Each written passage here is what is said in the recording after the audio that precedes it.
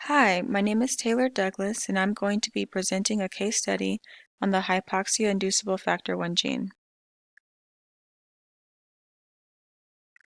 When an artery in the heart is clogged by a thrombus or a blood clot, and it cuts off the oxygen to the heart for more than a couple of seconds, this will activate the hypoxia-inducible factor 1, or HIF1 gene.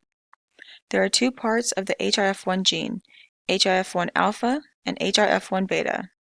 HIF1 alpha is a protein that triggers the genes that promote effects such as forming new blood vessels, providing energy without the presence of oxygen, and stimulating the bone marrow to discharge more red blood cell precursors. HIF1 beta is a protein whose job is to transport the HIF1 alpha protein out of the nucleus. Researchers are trying to develop a device that can detect the HIF1 alpha protein to see if there is any early damage from the myocardial infarction or heart attack. They can do this by testing human cells in cultures that are lacking oxygen and look for any production of the HIF1 alpha protein.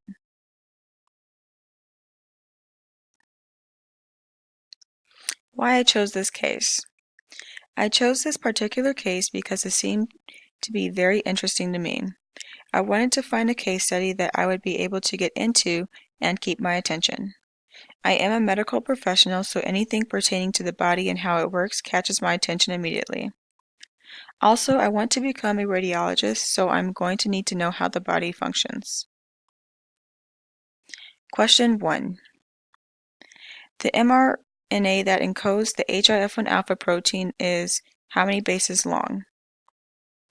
The answer to this question requires a little bit of math. There are 20 amino acids and 3 bases in a protein, which means that there are roughly 7 amino acids and 1 base. Since we know that the HIF1 alpha protein is an 826 amino acid long peptide, we can divide 826 by 7 to get 118. So the mRNA that encodes the HIF1 alpha protein is 118 bases long. Question 2. Why do in vitro tests measure the amount of mRNA and not tRNA or rRNA? In vitro tests measure the amount of mRNA and not tRNA or rRNA because mRNA has the genetic information that is copied from the DNA. tRNA's main role is to decrypt the codons in the mRNA, while rRNA's role is to turn the amino acids from tRNA into a protein chain. The amount of tRNA in a cell has more amino acids than in proteins and is different from the number of codons found in the genetic code. In a ribosome, there is a small and large unit, and each unit contains one rRNA, so because each ribosome contains 2 RNAs, there is no need to measure it. According to Niederholtmeyer, Xu, and Merkel, the target site that was suited for measuring the amount of mRNA was at the 3' untranslated region. Question 3. How can activation of a transcription factor exert several effects? Transcription factors are proteins that control gene expression by allowing the proteins encoded by that specific gene to be produced. When a transcription factor becomes activated, it will bind at the target sequence of the gene that it wants to transcribe. The activation of a transcription factor will exert either enhancers or silencers.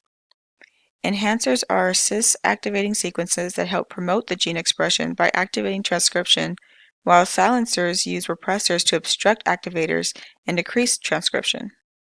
I have also provided a video that gives a great explanation and visualization on how genes are regulated. Question 4. How could a mutation in either of 2 genes affect production of HIF1 protein?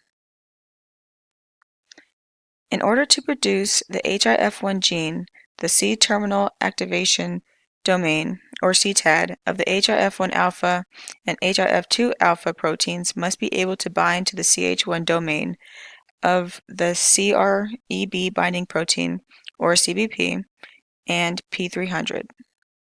This oxygen-controlled process was thought to be extremely crucial for hypoxia-controlled transcription. Casper and their colleagues created mutated mice bearing the deletion in the CH1 domain, or delta CH1, of the CPB and P300 that repelled interactions with the CTAD. The delta CH1 mutation eliminates crucial elements of the CH1 domain and much of the binding surface of the HIF1 alpha CTAD. So because of the delta CH1 mutation, the HIF1 alpha protein cannot be produced. Question 5. What phenotype would be associated with a mutation in the HIF1 gene? The HIF1 alpha protein is a transcription factor that influences cell survival, iron metabolism, and glucose metabolism, which is why it plays a big part in diseases that create a hypoxic setting. Tumor conditions that are hypoxic can trigger gene expressions that promote the growth of a tumor, which can lead to more aggressive phenotypes. The phenotypes that would be associated with a mutation in the HIF1 gene are tumors and pathways that cause the development of tumors. This is the last slide containing my references, and this completes my presentation. Thank you.